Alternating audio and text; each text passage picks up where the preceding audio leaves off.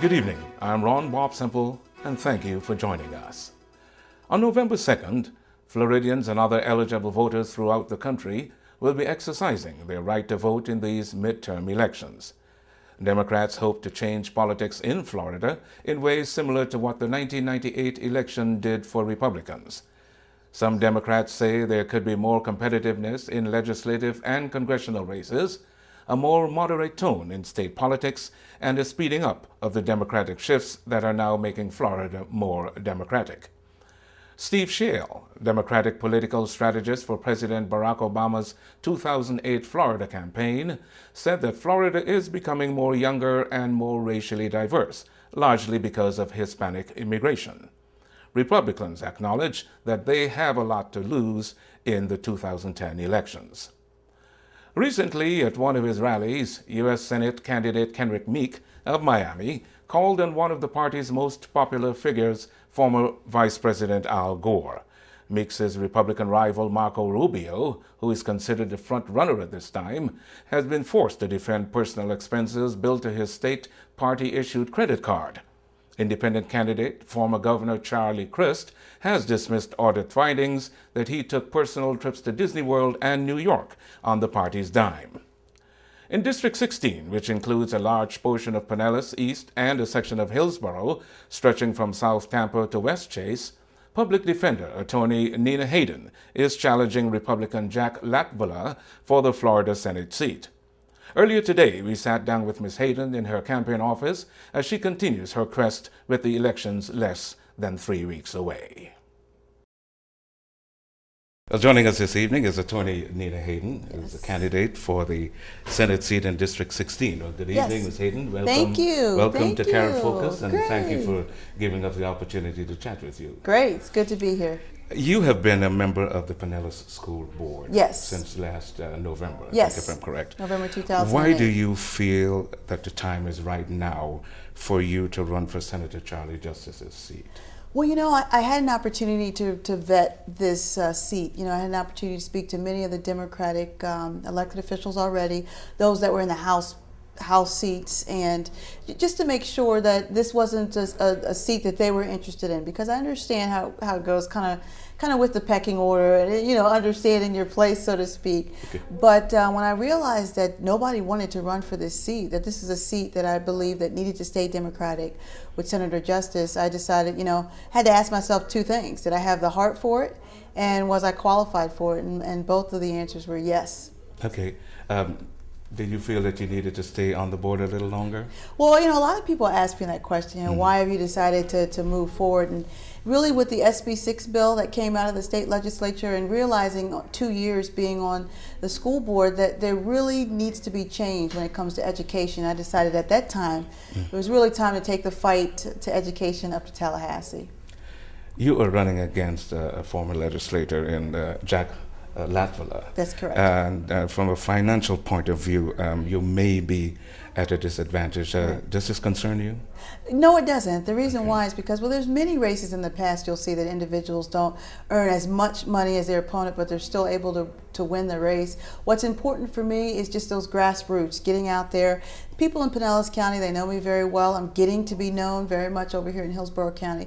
And they know that I say what I mean, and my actions follow my words, and that I'm a person that's committed to the community and will be that same state senator up in Tallahassee.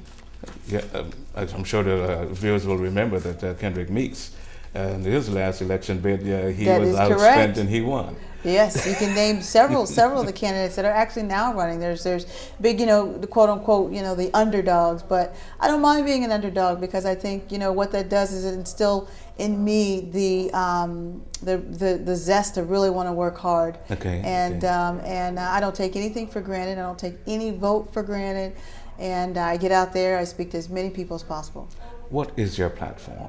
My passion is education. But along with that, I think is so much important as well as healthcare and the environment. So those are my three really important issues.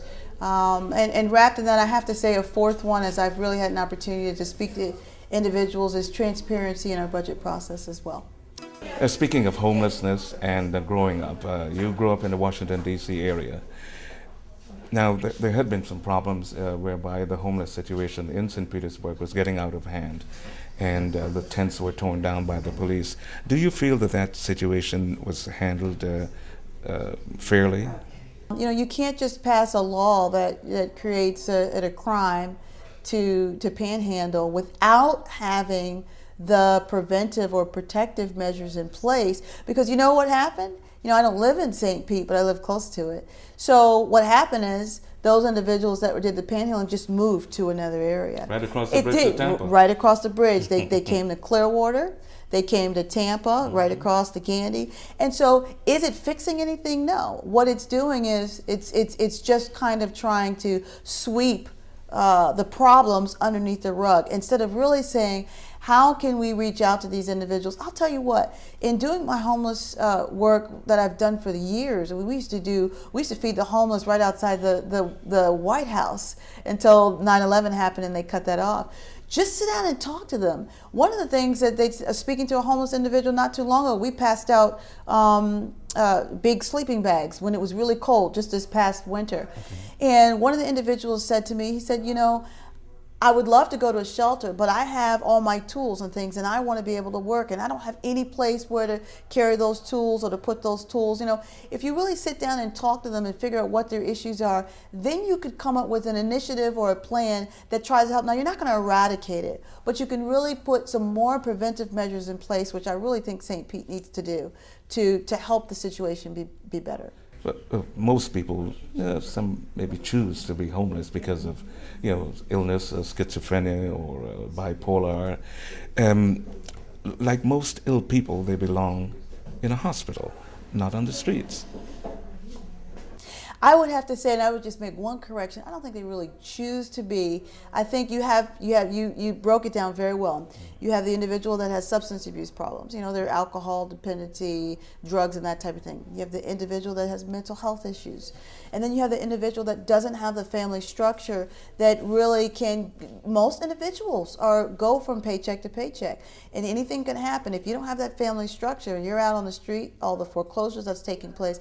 So there's really a myriad of reasons why individuals become homeless. And you've got to be able to attack those issues with the reasons why they become homeless. For mental health, there used to be, a long time ago when mental health reform, there used to be a law that says we don't want to have these huge mental health hospitals where we warehouse them all. We want to diversify more into the community and have community placements where you can help with mentally ill. Right, because 20 years ago, the ACLU. Right, because it was just deplorable. Right. Because they were just, they were dying, they were in inhumane situations, weren't clean, all those types of things. Well, what happened though is slowly but surely the policy that's being enacted throughout the state of Florida is taking away those local mental health facilities, which is where we need it. So now, guess what? We're going back to the one hospital. It's Chattahoochee. I know it very well. I deal with individuals not only in the adult court, but dealing with juveniles. They have a separate area, but they all go back there, and there's local like PEMS and St. Anthony's and those places, but they can't keep them for long term. They usually don't. So what we need to do is have those, funnel those monies into local mental health opportunities for individuals that are safe, that are, not only protect the community, but protect the individual as well. Do you feel there should be a national Adopt a Homeless Day? I think that's a great idea. That's a fantastic idea. I've never heard of it, but that's a great initiative. I love that. I'm sure it will be. About 1 million people are homeless. 20% are children. 30% of the population is families with children. Nearly 40% are single men, and 17% are single women. How could these statistics be ignored? What is my responsibility to society? Yes, we are a capitalistic country. Many people come here, immigrants from different countries. They come here to have the American dream, to start that new business, to grow that business, to purchase a home. We also have to look at those, what makes America great. And what makes America great is the ability to be able to lend a helping hand to those that are less fortunate. So we cannot forget that in our in our willingness and our wanting to have that American dream, to make sure that when we're building our American dream, we're also turning around and helping someone else. You are of Caribbean parentage, am I correct? I have, yes, on my father's side. On your father's side? Yes. Which means that some of those cultures have probably been ingrained in you. Sure. Since the January 12th devastating earthquake in Haiti, there has been a lot of concern about the condition in Haiti and the progress that may be made or may not be made. The wet foot, dry foot law was causing a lot of concern in that those Haitian nationals who actually made it to the shores in South Florida were allowed to get on the land, were processed, but they were sent back to Haiti, going back obviously to what they were running away from, whereas the Cubans were able to make it onto the land. They were processed and given asylum. Do you feel that this wet foot, dry foot law should be eradicated? It's first of all, everything that happened in Haiti was just devastating, and I'm good friends with Representative Brise, who's now been appointed to the Public Service Commission, who was very much involved with what was going over there in Haiti. And I think that, whatever laws that we put forth, we should have open doors to immigrants. People tend to forget that immigration is what made this country great. It was African Americans that were immigrated over from various different countries, the Latinos, the Hispanics, the French, the German, and it really became a melting pot that was open to all of our doors, and we can't forget that. So when we deal with immigration issues, we're talking about the Arizona law as well, and that type of issue, we don't want to I think basically put up a gate to say immigrants aren't welcome. We want to make sure that immigration is done the correct way. We want to make sure we tighten our borders. We don't want to open the doors for illegal immigration, but we need to be open to those countries that I believe are struggling in various different ways for humanity reasons and those types of things, and encourage them and make sure that everybody that comes here is well documented and they're becoming a part of the American culture, and they're also paying their taxes like we all do. So that's what I think we really need to focus on in terms of immigration. The final question, what is your direct message to your constituents? I would love to have your vote, because every single vote for me counts. Your views, what matters to you, matters to me. And I'm an individual that's going to be easily accessible. You'll have an opportunity to come up to my state Senate office and talk to me about those issues that you care that matters to you. You'll have an opportunity to email me. And I'm that individual that I don't just talk, I walk the walk. I back up what I say with the deeds that I do in the community. And I've proven that over my last 10 years of public service in Florida, and really just being raised as an individual that really has been taught to have integrity, to have character, and to distribute justice. That's the kind of state senator that you need. I want to bring transparency to our budget process. I think there's many things that are happening in Tallahassee where it's really not under the purview of the public eye. And that's what needs to happen. I will fight for you, your concerns for education, for jobs, and for the environment, and making sure that the state of Florida is a state that you will continue to be proud to live in. So I would appreciate your vote. You can go to ninahayton.com and look at my website. Thank you very much. And that's CaribFocus for this week. For further information, you can log on to www.ivisiontv.net. You can also communicate with us via Twitter, Facebook, or by email, or call us at the number at the bottom of your screen.